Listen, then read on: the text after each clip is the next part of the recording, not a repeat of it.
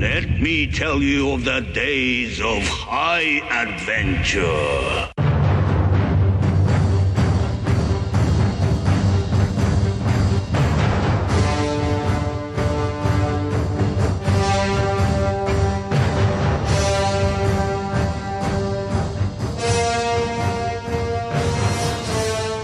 Hello, I'm Kevin. And I'm Eric. And this is 6 Degrees of Schwarzenegger, the podcast where we take a long, hard look back at some of our favorite action movies from the era of Arnold. Schwarzenegger is the icon of the genre, and we're taking a deep dive into some of these 80s and 90s cult action movies and breaking them all the way down.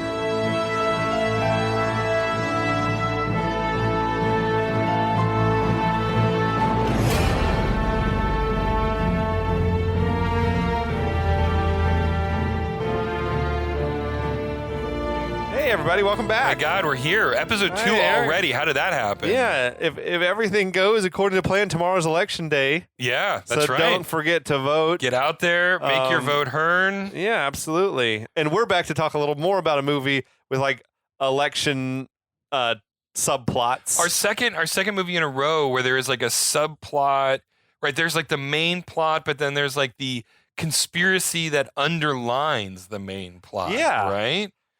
This one around elections. Sure, and why not? And it's we'll get to it pretty soon. It's like pretty prescient when it comes to the parallels between it's a then little and bit eerie. now. There's a monologue that the villain does that you're like, oh. Yeah. So we appreciate you joining us. Thanks to everybody, and thanks to everyone listening on the Last of the Action Heroes podcast network. We appreciate you listening to us wherever you're listening to us. So if you're listening to us on the podcast network, though, check out our feed because there's still like some old content that hasn't made its way onto the podcast network yet. Maybe it never will.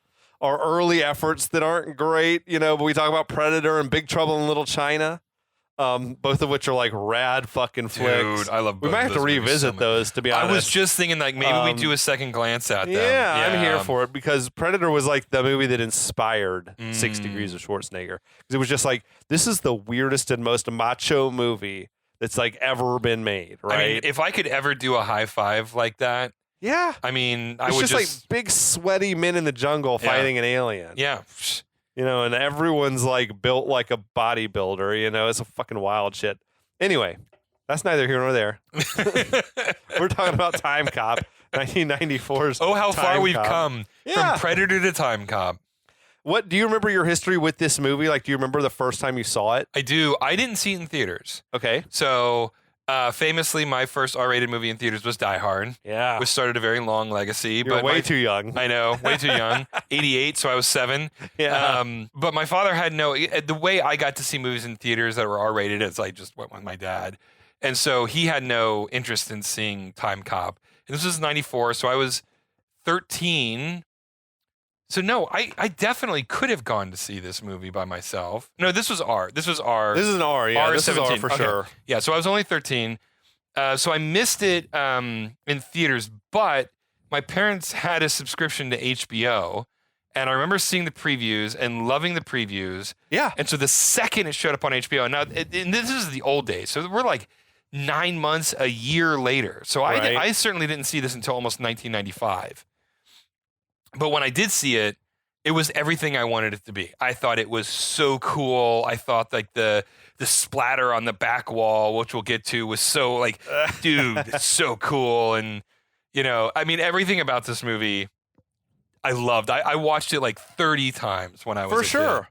It was one of those, absolutely, if you were like a younger teenager or tween. Yeah. I mean, at 13, 14, I I definitely saw it by 95. It's everything you want. Oh, yeah, 100%. And it has boobs. It has boobs. It has action. It has violence. It has time travel. It's got Van Damme like doing splits and kicking high. You got to have the splits and high kicks. So for me, I think I said before, I definitely saw this in the theater. My dad probably took me because I was likewise like a 12-year-old or something. And I just remember the seeing the trailers for the movie, thinking this looks like it's got to be the best movie that's ever been made. Yeah. Like, it's like science fiction, and I was definitely a Van Damme guy already, watching a lot of like Bloodsport and Kickboxer. Everybody loved Van Damme in 94. Everybody loved Van Damme. He was like in a 94. big deal at the time, like a bankable, movie star type of guy. Yeah. And yeah, I had just seen him in Street Fighter, or did that come out after Street Fighter this? came out right after. Okay. Yeah. Like later that year, same year. All right, okay. But, My memory has got it all backwards. Now, in your lifetime, you might have seen Street Fighter first. That's why. I definitely saw Street Fighter first. That's that exactly one why. It was a PG or PG-13. You probably could have gone to the theater. I definitely saw that one in the theater, too. And was definitely saw that one and in the thought theater. it was fucking great. Like 12, whatever, 13-year-old me thought it was fucking outstanding. That was my favorite video game. Yeah. That and Sonic the Hedgehog. Yeah. And yeah, nothing wrong with it. Flawless victory. No, wait, that's a wrong game. But no, this movie, I dug the hell out of it, so I still have a soft spot for it, Uh-huh. even though now I can see it's got a lot of flaws. But it's still it's just still a juicy fucking premise. Yeah, why not? Sometimes Yeah. the juicy premise can make you overlook a lot of flaws. Dude, I mean, it's one of those great movies where you can have some friends over. It's like a good woman. It's like you got a lot going for it, so we're gonna overlook a lot of the red flags. You know what I mean? Red flags are my type, so. You got a red flag fetish? Oh, big time. I love a good red flag. That's awesome. That's awesome. So tell us what the setup for the movie is. Well, we open in Gainesville, Georgia during the Civil War, where a guy with 2 machine guns kill a bunch of Confederate soldiers who are carting gold to General Lee.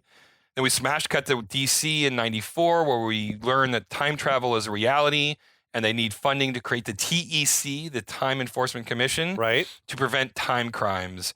Jean-Claude Van Damme then meets his wife in a mall, where we realize that they have a very wonderful sex life because we cut to them fucking. And then later that night, a bunch of future goons almost kill Van Damme in the rain outside the house and then blow up the house with his wife in it. Yeah. And now we're here. That's all of what you've missed so far. That's it. You Yeah. could have probably done that in 2 or 3 minutes of screen time, It's but way more funnier than when we're talking about it. there was a guy in the mall with a big bird. Oh yeah, the giant macaw. I'm just filling time. And No, I love Future Goons as well. Yes, the Future Future Goons Goons were are amazing. So we'll move along though. So now the movie picks up in Wall Street, October 30th, 1929. Again, the sets, like the production design is like great. All the costuming here, Yeah. all the prop cars that they cars, had. the Art Deco buildings. Yeah, absolutely. And, I it mean, was it's all just like awesome. this is one of the reasons why I like it. It's just like the scenery alone. There's so many varied spots. It clearly cost a lot to stage this. Oh thing, yeah. You know, but yeah, there's a lot of commotion on the street as someone has just jumped out the window to their death or whatever. You gotta love the police standing around. Nothing to see here. Nothing to see here. As there's like a dude splattered with like a newspaper covering his face. You know, it's or sort of whatever. like the contemporary, that horrible gaffe that CNN did was like mostly peaceful protests with that building on fire behind them. Sort of the classic example of that. But yeah, that made me remember something that I had heard one time, and I double checked, which was there is not one single reported case of a stockbroker jumping out of a window after the stock market crashed in 29. I would love to know where that urban legend came from. Like, They said it popped up within like the week or whatever. It was all over the country. Everyone knew this was a thing that was happening, and there was not one case of that ever happening. Ever. Yeah. In fact, I think they said that the months of like October, November were like among the lowest months of suicide for the year. Interesting. And they were like lower. It was lower than the October from the year before. Like it was just like it was not even like a slight uptick of even suicides, much less like stockbrokers jumping out the window. But I mean, or that's whatever. like one of the most famous urban Yeah, legends it's just of all like time. early fake news, I guess, whatever. Like, but so this flashy car pulls up. Sleazy looking stockbroker named Atwood gets out. A character actor who I've seen in other things. He had a look to him that was familiar, but I didn't yeah. recognize his name or the other stuff he was in. No, really, me neither. But you look at him, you're like, okay, I've seen him in like a single episode of TV Of or course, like a yeah. featured extra in a film or something. I mean, like he's been around. So the doorman to the building tells Atwood that his business associate had jumped out the window. And Atwood's just like, shit happens. And struts on in. Again, everything we needed about this character handled in 15 seconds. Yeah. So Atwood goes inside. He's heading up to the penthouse office. He has this very lighthearted laugh about the rash of suicides with the elevator operator, like this older black dude. Mm-hmm. And ain't no way. There's no chance that a black elevator operator is popping off like that in 1929 with a white guy in the he doesn't know like, this guy. The level of racism that this dude was probably dealing with my God. I was know. off the charts. Yeah. It's like he's not gonna make a joke about white people dying like with a white stockbroker right. in the thing, whatever. But it was a decent joke though. So now it's chaos in the office as Atwood rushes into his like big, huge corner office. The office was sick. Gorgeous. Just huge. Absolutely gorgeous. I wanted to move into that office. Yes, it was bigger than my house. It was enormous. Yes. So he opens up his briefcase and he pulls out the 1929 New York Times and then a modern day issue of USA Today. I do want to say, like, when he walks by the ticker, like the stock ticker, and it's just like piled and piled and piled. I thought it was just like a great production little value detail. Was great. Yeah, great little detail. Again, awesome. You could watch this movie on mute and it would be fun to watch just because of the attention to detail on the costuming and the production design and all of that stuff. I know I said that 1,000 times, but that's one of the reasons why I so like this movie so much. Yeah, no, it's good. And the to speak to that, like the level of detail, that old New York Times that he pulled out, like that was the real front page from that day. Yeah. I was like, they keep an archive of all that. I'm like, oh yeah, this was like the actual, like it wasn't one of these movie, made up headlines. Nope, they actually it was like the real shit, right? Yeah. So he goes and he turns off that old timey radio music that he had playing in the office and pulls out this mini disc player and headphones and blasts some like modern rock. I still wish mini discs were a thing. They were dude, great. You like that? I love mini discs. They're like game cartridges. How do you not like them? So this dude's like, I cannot do Future Crimes to this old music, right? And the song he played was hot trash. It's a song called Sleaze Bucket Pull by a band called Fudge Factory Incorporated. Oh my God. And these lyrics said, hey, greasy granny, touch your toes, show your fanny, slip and slide, slip inside. Fucking what? Oh my God. Like, Atwood only listens to classics from 1993 about butt fucking grandmas. Apparently. Where have I not heard this song before? This seems fucking like awful. Grammy award winning song. I'll see if I can find it to include it on the episode of the podcast, like show notes or something. But so then Atwood, he starts comparing modern day stock prices to like 1929 crash stock prices. Yeah, we see like he was looking at the newspapers, whatever. He finds this stock that's going to explode in price, and he makes a call to buy another 100,000 shares of whatever the fuck. So Atwood tells the person on the phone, I've got a feeling about the future, which is a fucking cheesy line. There's so many future puns in this movie. Yeah. So many future puns. Now, suddenly there's a strange noise, and Walker like emerges from out of thin air in this ripple effect around him, rocking this crazy mullet. Dude, a weave. It's apparently a weave. It's That's not his crazy. real hair. That's weird. Okay. Normally, I feel like you would shoot the bits with the long extensions. hair. It's extensions. But yeah, same difference, right? Yeah. Like I feel like normally you would shoot the long-haired stuff and then get a haircut, and you shoot the short-haired stuff. Yeah. That's weird to. No, but so he was living his life with extensions for probably a couple months. For like 3 months, 3 or 4 months while they're shooting principal. Yeah. You could have grown your hair out in that time. I mean, look, it was a good weave. I mean, I'm not going to deny good. it. It looked really good. Had me fooled completely. Okay. But also, he's in like modern future cop clothes. That's right. Which shouldn't they have period clothes to send him back? You would think that. I don't know, man.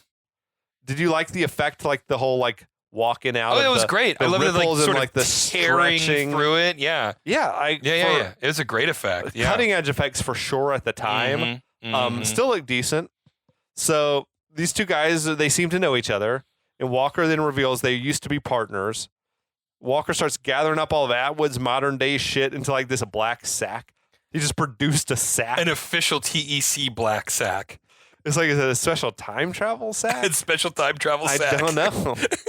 But Atwood presses this like button underneath his desk, and he starts saying, basically I'm making money off the stock market. It's not going to hurt anybody. But like this is the exact reason why the TEC exists, right? Mm-hmm. So Walker says, well, you couldn't pull this off alone. So who are you working for? Like who's pulling your strings?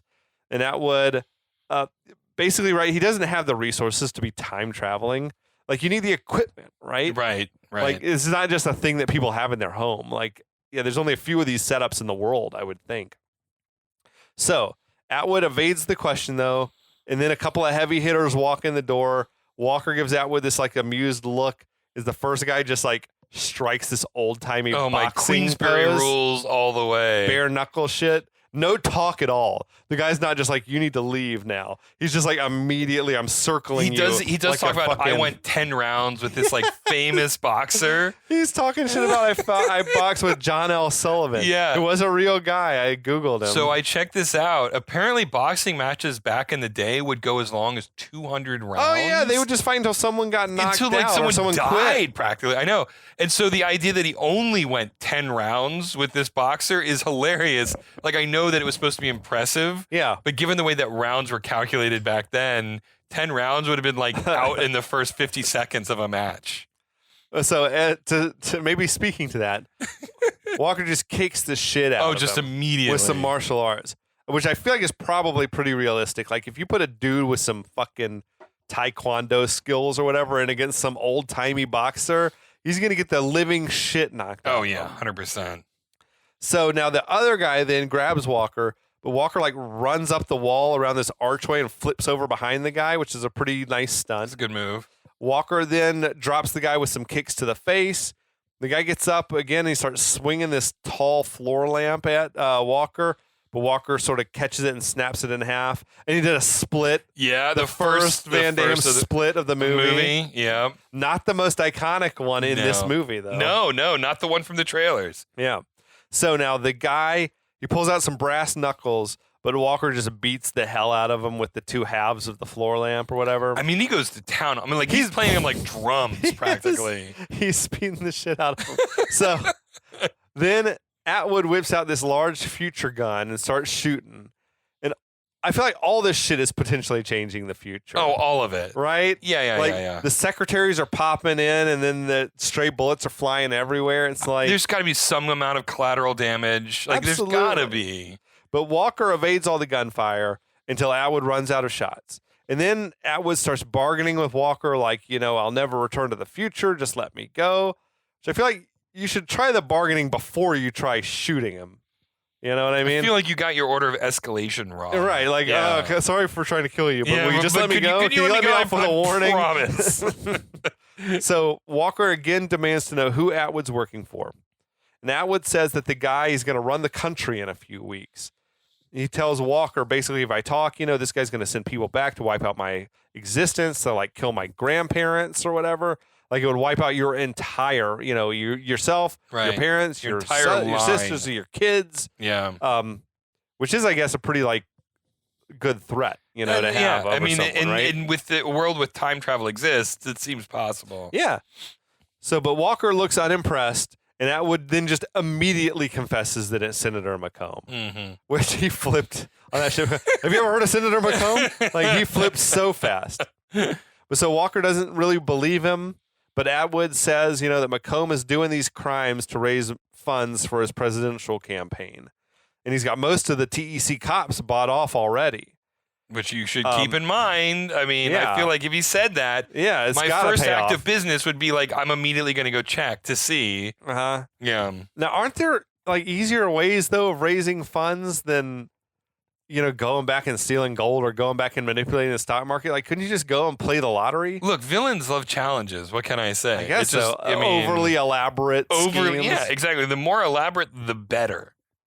Although I will say, doing financial fraud like this seems like a better way than stealing gold. Agreed. I mean, mean, how the fuck do you even get your gold back to the future? What cave can you bury? I mean, now we're getting into like Back to the Future 3 level stuff, yes. right?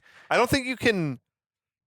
It seems like whatever you're holding maybe comes back with you, but you can only hold so many gold bars. We saw this like one guy in the Civil War or whatever. Right. Like, I think, like you said, you got to bury it. Yeah. And then dig it up again in 100 years or whenever you're alive and aware that it's there. Right. Exactly. But yeah, anyway. But I do think this financial fraud type shit makes more sense than stealing gold from the past, right? Yeah. So Walker says that Atwood, okay, well, you're going to go back and tell all this to the judge, basically. And Atwood says, if I go back and I start snitching, then me and my family are all going to be killed. Walker says, well, I got no choice but to bring you back. And then Atwood shakes free from Walker and runs and jumps out the window. Walker follows right after him, though, as people down on the street below are screaming in terror. It was a pretty great stunt. It was. I feel like it was like they were on a wire descending or whatever, but it was like two people falling. Yeah. It was pretty rad. Now, as they're falling, Walker grabs onto Atwood and he activates this device that he has on him, and they both disappear with another like ripple effect. And the cop down there was like, "Holy Mother Mary!" And this stereotypical like Irish cop, right? Can only be described as criminally Irish. Oh my god! It was borderline offensive. But I do feel like all the broken glass and shit would have been raining down on people, also probably killing people. Unless it went through the time portal. Oh, and it came back. And then when sure. And there's like glass everywhere. I like it. But now then we cut back to TEC headquarters in Washington, D.C. in the year 2004. Man, that's a future. Okay. This is 20 years ago now, but it was an election year. It was, in fact, an election year. Yeah. And it's weird, these future movies where the future is 20 years ago. But Walker is escorting Atwood through the futuristic, like kind of industrial looking halls. Didn't they leave a future gun laying behind in the office? Definitely was a future gun laying behind in the office. He is carrying the little sack, so I guess he had that with him still, but yeah. Maybe while he was rolling around and doing kung fu, maybe he picked up the future gun and put it in the sack while he was beating up other people and we just didn't see it. So fast you couldn't see it. Couldn't see it. That's just how fast it was invisible to the naked eye. JCVD is. So Walker is telling Atwood, basically, I'll do everything I can to protect you and your family if you testify. And he whisks Atwood before this like tribunal where the charges against him are read out. And the judge asks Atwood if you have anything to say in your defense, and Atwood says no. And then Atwood tells Walker, watch your back. And the judge is like, okay, well, the punishment is death to be carried out immediately. Right? And like a financial crime gets the death penalty? I mean, that seems no jury? Excessive.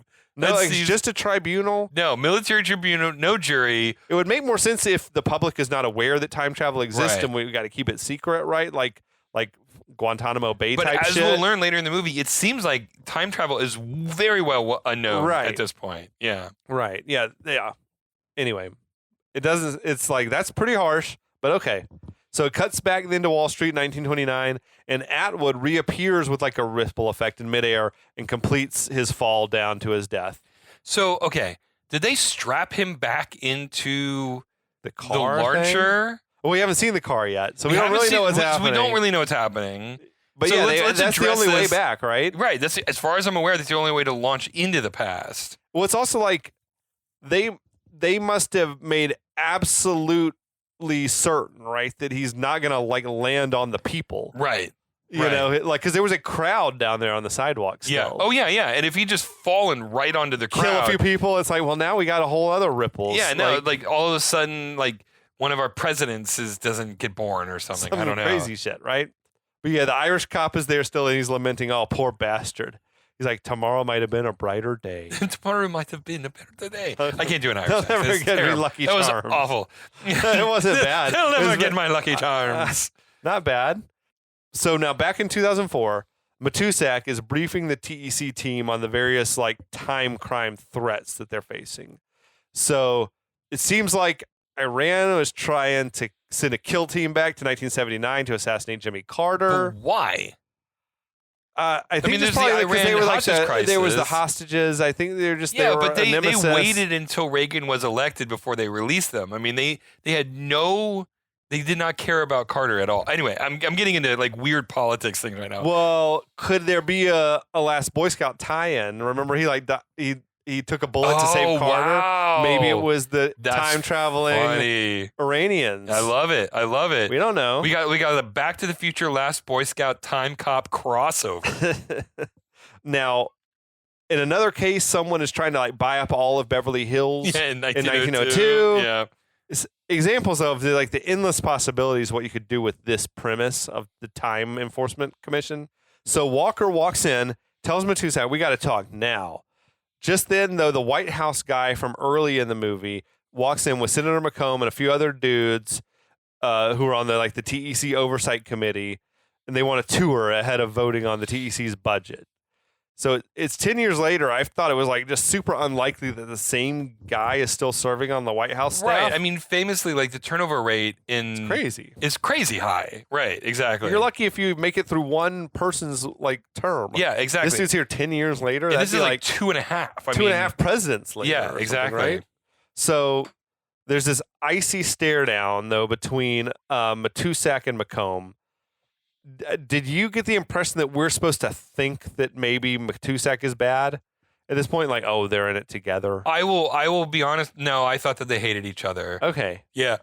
Yeah. I thought like they had the thing about like, oh, half the TEC is corrupt. Right. I thought it was like a red herring, maybe. No, I looked at it and it was sort of like the vibe I got with that look is like you're in charge. You've been in charge since as long as I've been here, but I hate you. I've hated you from the beginning because I've known that you were sort of a corrupt money grubber, power chaser, right? Right. He never liked you. I never liked you. I never liked you. And you're trying to defund us. And you're trying to defund us. So yeah, like, no. I never got the sense that McComb and Matusak were on the same side. That was my vibe from that. So basically, yeah, we see like dude wants to tour or whatever. So this TEC cop, we see him like flipping over a dartboard that had McComb's face on it. Yeah. Matusak is introducing the team, including Walker, who McComb says, I've heard a lot about you, which is a strange thing to say. Yeah. But also, like, why would McComb even be instigating any sort of interaction with Walker? No, none it's just like at all. Just sheer hubris. Yeah, it's got to be hubris. I'm untouchable. Yeah, it's got to be. I'll torment you. So Walker says, I've heard a lot about you as well. Matusak is praising Walker and saying, oh, he just got back from a successful mission. And McComb and Walker just staring each other down for like this long silent stare down where things turned awkward with everyone. Oh my God. Standing around the desk and I get the sense that everyone's going like, why are these two staring at these two fucking each other? Yeah, like, what is this going on right now? Right. It was super awkward. But so then McComb asked Walker if he would join them for their tour and tell us about your recent mission. So Matusak is showing people around, and Walker is telling McComb about Atwood and asking, does that name ring a bell? And McComb plays dumb, and Matusak is explaining, well, he used to be a TEC agent, he turned bad. McComb says, oh, that's the exact type of thing that I'm worried about, and I think that we should just eliminate the TEC. And the White House dude then is like saying, wouldn't the danger of not having the TEC be worse? So McComb says, well, there's nothing worse than a rogue cop. And Walker's like, yeah, except the guy who paid him off. Ooh. Or whatever. And it's just like they have this conversation where it's so clearly I know that you know and that I know that you know that I know. Oh yeah. It's just like the elephant in the room is so heavy. I feel like someone should have said, just kiss already. Right. Because Walker is like saying, the late Atwood, he was working for someone and I know who it is. And McComb was like, well, I hope you find out who it is. I hope you get him. And they're staring each other down. And it's just like, Hans Gruber and John McClane. This is not, this is like, right. It goes on and on. Like, each one wants to get the last word. It keeps trying to it's like Tom and Jerry where like each one keeps pulling a bigger gun over top of each other. And you just like, I feel like the others in the room would just be like, the fuck is going on with you two? What are these two doing? I know. Like, are they trying to fuck this? Is he fucking his wife or something? What's going on over here? That's my job. I'm already doing this one, says Matusak. But now, as the tour continues, we get some big exposition, right? It says the TEC's new tech is all running on microprocessors developed by McComb's former partner. But McComb apparently sold out his share of the company right before their patent was approved. Their big breakthrough. Yeah, he lost billions of dollars. Yeah. I feel like, God, obviously the easiest way to be making money for the campaign would be like to fucking do this thing. Like, but also, if it was me, I'd rather have all the money and not be the president. Yeah, agreed. I would much rather have the money and no power. Like, I'd just go buy fucking Tahiti or something and just be like, no trespassing. I'm going to live out the rest of my life out here. And then do what all of the billionaires do. They buy senators so that the senators are the ones who take the blame. You build a private sex island, buy off all the politicians. Exactly. That's way better. Tale as old as time. Way better. But so then we also learn that if a person were to go back in time and come into physical contact with themselves in the past, it would create some sort of a paradox that could destroy the universe or Yeah. whatever. It's the Back to the Future shit. Yeah, total Back to the Future. Matusak says this has never happened, though, so I guess it's all just like theory. Theoretical? Yeah. I mean, Yeah. black holes are theoretical, but Sure. we believe they exist. So McComb argues, see, it'd be much safer and cheaper to just disband the TEC and focus on preventing time travel altogether rather than trying to police it, which is, of course, actually the best idea. Well, yeah. Like, Immediately, it's just- yeah. But I guess now that Pandora's box is opened, it's hard to say, like, it'd be like now saying, let's just everyone get rid of all your nuclear weapons and no one build any nuclear Exactly. weapons. Yeah. Someone's going to do it, Right. right? Anyway, But I don't think, what is it? Hope was at the bottom of Pandora's box. I don't know. I don't think there was. I don't think there's any hope on this one. I just feel like, the technology is just so dangerous. Yeah. It's like, whatever. But McComb says, okay, well, I got to go. But everyone else, you guys should vote against continuing to fund the TEC. So on his way out the door, McComb says that he hopes Walker gets his man. And Walker's like, I never quit. Another long stare down. They like really overdid the shit. Yeah. I feel like other people in the room would be like, okay, well, so McComb, It's like, McComb, you're clearly a guys, bad guy. could we right? like just open could we just like fucking have a conversation about this right now? Like this is ridiculous. So now, as McComb, though, is getting into his limousine to leave, he's got his political crony Oh there, my God. who's breaking down all the latest presidential polling shit. And the vehicle they're in is a fucking Cybertruck. Dude, it is a straight up Cybertruck.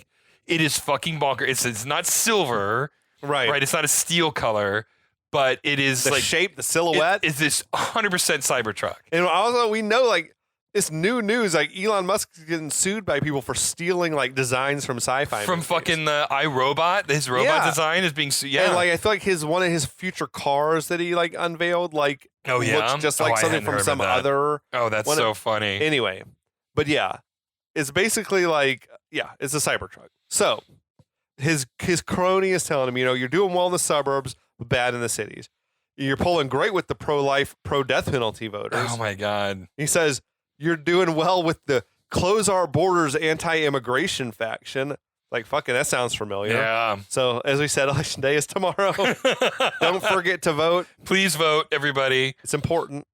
The crony is like, the bad news is you don't have the campaign funds needed to buy the election. And the crony says, even if we pull another time crime, it wouldn't be enough. McComb, though, slams dude's head against the car window, bloodying his nose.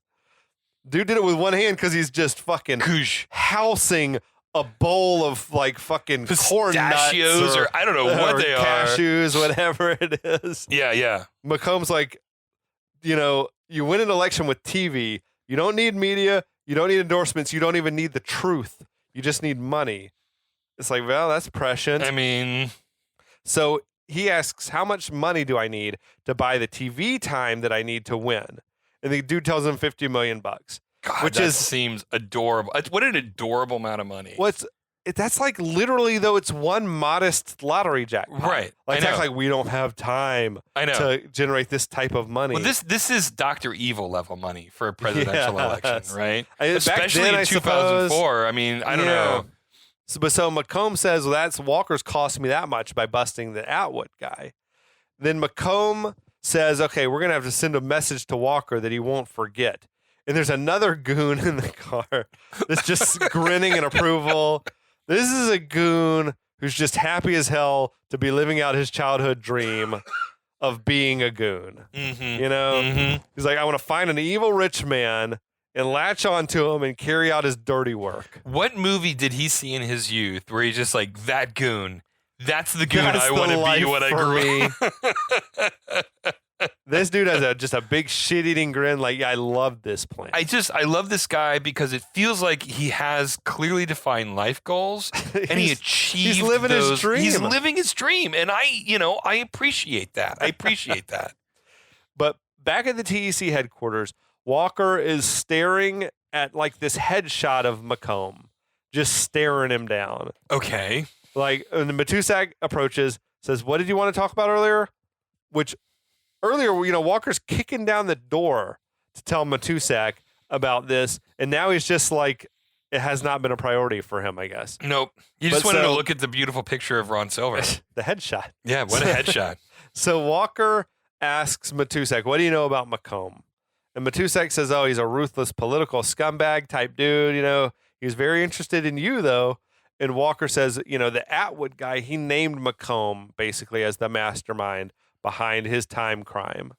Matusek is incredulous about this, wants to know why Atwood didn't testify. Walker relays what Atwood had said, that Macomb was going to wipe out his whole family, and that so much of the TEC is corrupt already. Again, so this is the second time we've mentioned this. The TEC being bought off. But then like he's totally caught flat-footed later on. And I'm just saying, like, it's ridiculous. No, you're right.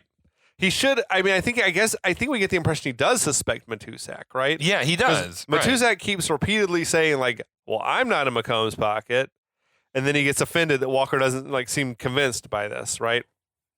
I do feel like, though, if he really thought Matusek was in on this, he wouldn't be telling him this. No, either, not at right? all. If he had real suspicions, right? But I mean, okay.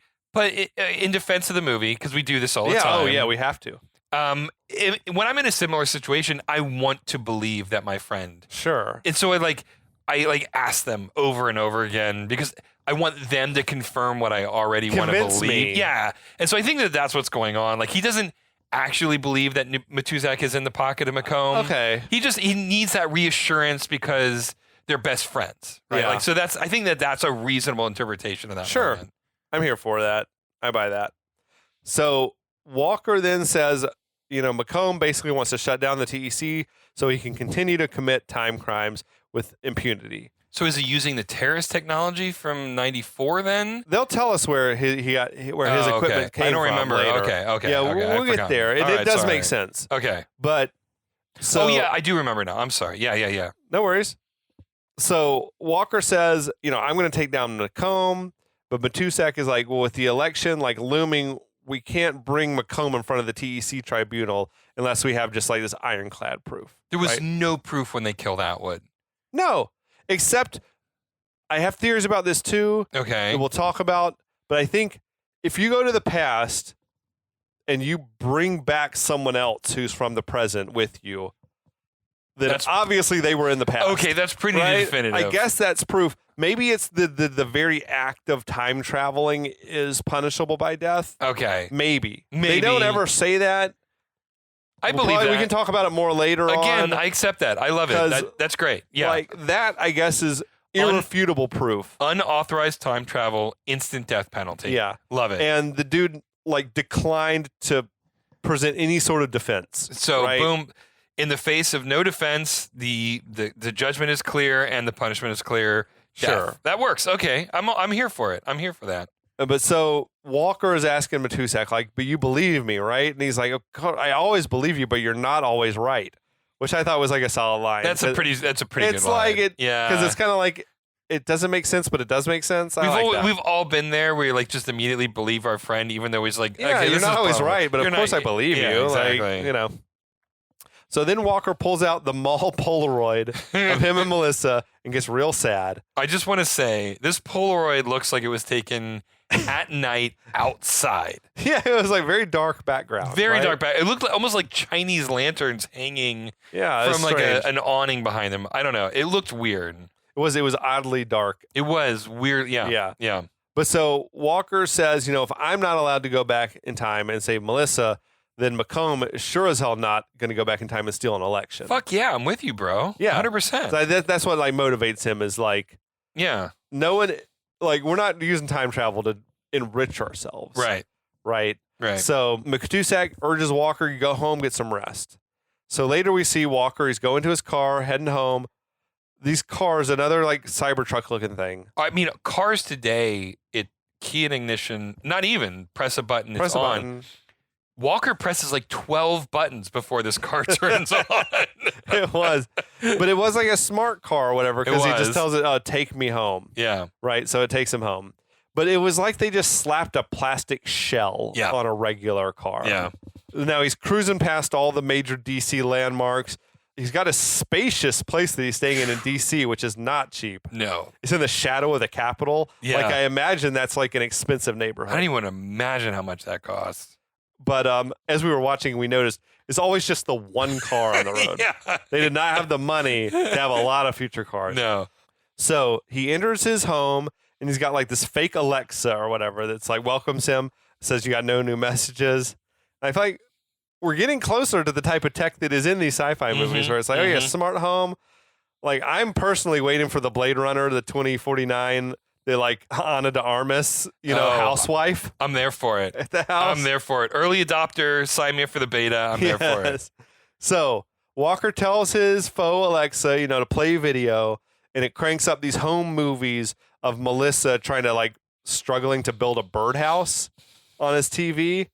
And this, when I was watching, I was like, wait, didn't the same shit happen in Minority Report? 100%. Yeah. And it absolutely did. I had to rewatch. But yeah, I used to watch the old video of like himself and his son. And then you even pointed out he even says his own lines. He's repeating his lines. I mean, it is from a the one thing. for It's like one. The tormented guy who's got these demons, but he can't change the past or the only difference was is Tom Cruise didn't do the tropiness where the broken man grows his hair long. He saw short hair in Minority Report. Change his look. He didn't let himself go.